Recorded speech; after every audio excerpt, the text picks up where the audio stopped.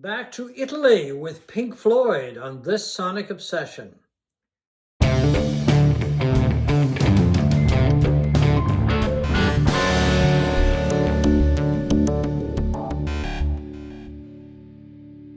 Hi folks, I'm John Whidden. Right over there beside me is Steve McLeod. We're just back, still wiping the popcorn off my shirt, from seeing Pink Floyd at Pompeii at the IMAX, so the IMAX version. It's been out for a few days. We just saw it, and it is kind of, not kind of, but it's all kind of gussied up, if you will. Polished up with a remix audio by Steven Wilson, who seems to put his hands on everything from that era, whether it be Yes, Jethro Tull, or Pink Floyd. Anyway, a masterful version as far as the audio goes. What did you think of the film itself? Well, I enjoyed it. But I enjoyed it more as a gussied up piece of music, I guess, than a concert film per se. Yeah. I mean, the visuals were nice and all of that, and it's great to see these guys as young as they were. Yeah. Yeah, I enjoyed it. I would recommend it, but I think Wilson did a fantastic job with the music. When did you see this originally? I think I saw it. I remember seeing it years ago, not when it first came out, because I think that was virtually impossible to see a film like that when it was released initially, back in the 70s. Well, I disagree, and I'll tell you why. Okay, I think I saw it like in, I'm going to say mid to late 70s on TV. I think that's when I originally saw it. Then later on, I did see it in a theater somewhere, and then there is this version kicking around, the director's cut, which this is my copy, so I've seen this a couple of times. So anyway, so you disagree with me. So you obviously must have seen it in the theater. No, I saw it in 1972 on TV. Oh, well, maybe I did too. And I'll tell you how. Unless there was a show that used to be on Sunday nights on the French CBC called Beau Dimanche, which is translated for our non-French speaking friends as Beautiful Sundays. Okay. Beautiful Sunday. And I used to turn it on Sunday night because they were a little racier than the standard conservative English language CBC. I remember that now. So sometimes I would turn it over occasionally just to see if they were showing a foreign film, which always had a bit of skin in it, which in the early 70s was really something to see. Yeah, exactly. You took your thrills where you could get it back in the early 1970s. But it was an arts program that they would play films, they would play documentaries, and they would play concerts. And I remember one night just turning it on. We had a big black and white second TV in the house. Yeah. Just to do my Sunday check to see if there was any titillation going on. You were at that age, yeah? Yeah. Okay. And there was this concert. And it was the Pink Floyd at Pompeii. Okay. And I keep trying to remember if I even knew it was Pink Floyd initially. But as soon as there are these panning shots from behind the speaker cabinets in this movie, and you see Pink Floyd London stenciled on the back. Yeah. So certainly very early on in this film, that's the first time they did that, was fairly early on in the film. I would have known it was Pink Floyd, but I'm not sure because I wasn't a massive Pink Floyd fan. I remember you saying that in 1972. And I just sat there mesmerized watching it in black and white. So to see this thing fully restored in color in IMAX was quite impressive. And I was just transfixed by this film. And I always remember that, for years and years and years. And I would think, I wonder if you could get a copy of this somewhere. And then eventually it was put out in standard DVD, and I had it. And it was just it just didn't really do much for me, seeing it again. And well, I mean, it's really not. It's not a tremendous movie. No. And it's not even a tremendous documentary. It's just really interesting to watch them play in such a historic venue, because that's really what it is. It's a venue on the ruins, or at the ruins of Pompeii. And to my knowledge, they were the first band that ever played there. There's no audience, by the way, in case you're not familiar with it. Just the crew, that's it. Those are the only people that are watching it. And I don't know, that I just liked it because of the music. That's really, and then it's interspersed, by the way. It's not just in Italy.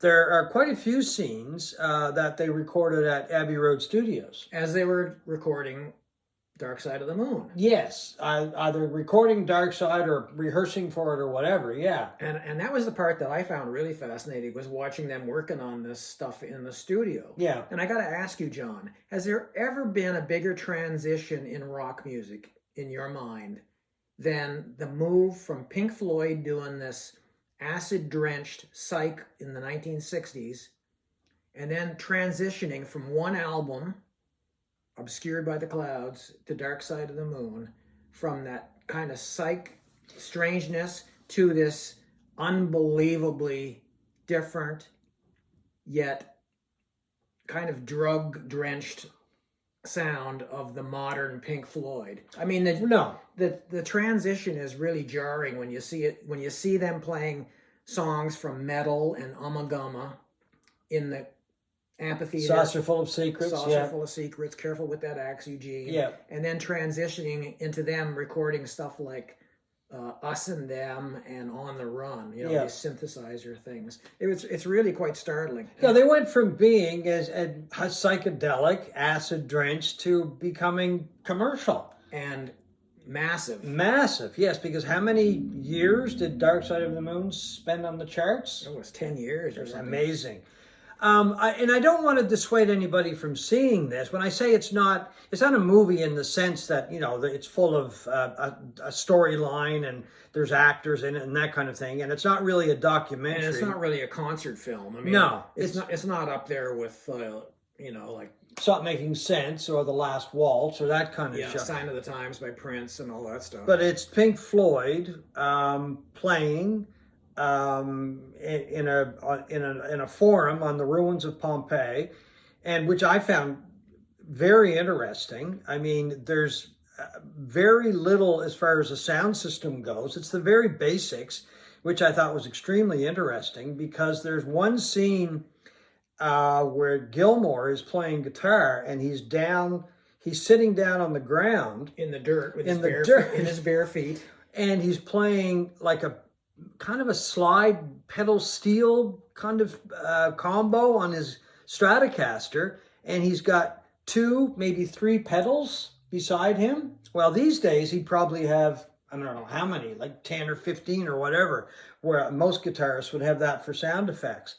So I found it very basic, but they just got that tremendous sound out of it. They did. I mean, for 4 people, I thought the music was fantastic in it. I really did enjoy it, and it's given me a new appreciation for that period of Pink Floyd that I didn't really pay a ton of attention to, I think. Yeah, see, I've always liked that. I've always liked Adam Hart, Mother, and Ummagumma. I love Metal. Yeah. But the stuff before that, I barely only have passing. I don't even know if I've heard all their catalog. Yeah, I like earliest catalog. Yeah, Metal I think is a great album. The 2 things that really stuck out for me in the film were actually it was 2 members of the band, and I don't think I've been fair over the years to the role and the involvement of Nick Mason on drums and Rick Wright, on keyboards, and their participation and their contribution to the sound of Pink Floyd, and that era especially, really shines in this film, don't you think? Yes, absolutely. Especially Nick Mason. Well, and there's an interesting tidbit about that I found out in doing research for this. I was listening to One of These Days on YouTube from this film. That, you know, they always chop these things up and put them on YouTube. Yeah. And that's my favorite Pink Floyd song from that period of Pink Floyd. I love that song. And I'm watching this video, and all they're showing is Nick Mason on drums for the whole song. Oh, okay. You didn't notice that? And he's drumming away, and the drumming was fantastic. But I'm going, why are you not? And then it goes into Gilmour's amazing slide guitar on that song. And I'm going, why are you not showing David Gilmour? You couldn't see him except you could see him behind. Yeah, that's off right. To Yes. the side. Yeah. But they never showed him playing this amazing slide guitar.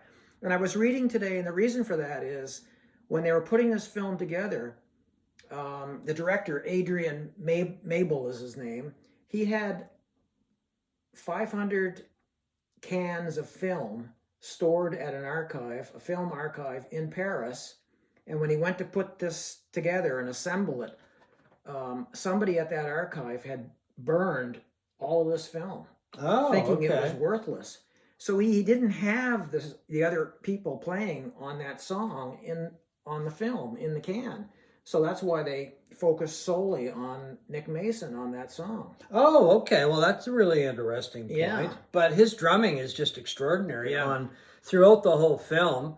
And, Rick Wright on keyboards. I mean, neither one of these guys, I think, ever get the recognition that they do deserve. And in this film, those were the two things that really jumped out at me. I mean, Gilmour, he's a fantastic guitar player. Roger Waters in this film, he really kind of takes a back seat to the other three, which some people will probably like, but you can't really deny his contribution to Pink Floyd. And his bass sounds great on this film. Yeah, it's bass amazing. playing is tremendous. But Mason, his drumming in the film, it's extraordinary. It's just amazing. And the keyboards, like I'm watching Rick Wright work in Abbey Road Studios. That was incredible for me to see him, working through some of the piano parts and that kind of thing, and just kind of working away. The other thing that I really kind of enjoyed was, they're talking about playing with different sound effects and fiddling around. This is where Rogers comes in. He was coming in playing with some kind of synthesizer or something. And I thought that was kind of cool, kind of a nerdy thing, but I really enjoy watching. Well, I found that fascinating because these are songs which are now, immensely familiar to everybody who listens to rock music. The songs from Dark Side of the Moon. Yeah. And here they were doing these in the studio and noodling, and he was noodling with the synthesizers, and then you realize later that it's part of that on the run sequence, of the synthesizer. Yeah, just trying to get that sound right. Yeah, and, exactly. I think I found that part of this film probably more interesting than anything else. And there's a lot of fun things. There's some fun stuff in it when they're at Abbey Road having lunch. It must be at the cafeteria at Abbey Road. Yeah, it's the canteen at Abbey Road. Nick Mason wanting some apple pie, but no crust. I thought that was the filling. Just the filling, I guess. So just ask for the filling, Nick. But anyway, I thought that was kind of funny. But anyway, it's a gussied up, it's a doctored up version of a film that has been around for many, many years. But the sound is it's amazing. Wilson, whatever he touches, he just makes it sound all that much better. And in this case, he's done, once again, a great job. Yeah, like we've got nothing really to compare it to. I don't think you even rewatched the director's cut in preparation to this. No, I didn't, because I wanted to go in with a fresh mind. I'll probably watch it again just to see what kind of differences. And I no longer have the original DVD, but I can say unequivocally, because I had no interest really in watching the DVD again, that this just sounds a whole lot better, and it looks a whole lot better than that original DVD did. Well, and the interesting thing is that they are putting out a vinyl version of the soundtrack, probably CD too. I'm not quite sure. In May, that's coming. It's coming. I think it's this week. In a week or so, which they never did for the original movie. No. They never released the soundtrack. It's never been on vinyl. No, I don't even know if it was on CD. No, yeah, that's right. It was obviously on DVD, so that's kind of interesting. But anyway, there's nothing really new in it. It's just a treat to watch it. It really is. It's Pink Floyd live, Pink Floyd early days, Pink Floyd putting material together, doing it in a beautiful setting, a setting that obviously has tragedy in its background, but it's just a tremendous venue. David Gilmour recorded there a few years ago. 2016, he went back and did a live show on DVD in the same amphitheatre, which is tremendous as well. With Vesuvius in the back, and it is a beautiful film too, because he begins his concert in full sunlight, and then as the show goes on, the sun begins to fall, and you see Vesuvius in the background as it goes to full darkness. It's a really beautifully shot film. And the difference between that show by Gilmour, and the Pink Floyd show is that there was an audience for the Gilmour show, so that adds to it as well. But once again, just beautiful, and the sound for that's amazing. Gilmour kept his shirt on, and he kept his shirt. I don't know if he'd want to take his shirt off now, but it must have been hot in the Italian sun. I can guarantee you that. Anyway, so I guess in the end we both really enjoyed the film. Nothing really new from past versions, except a tremendous sound. It does look better. IMAX just gives it that extra little bit that makes it so much better. I don't know why they're only showing it, or have shown it a couple times at IMAX. Maybe they're going to bring it back sometime. I don't know. You can probably find it soon on Blu-ray or DVD, or both, as far as that goes, down the road.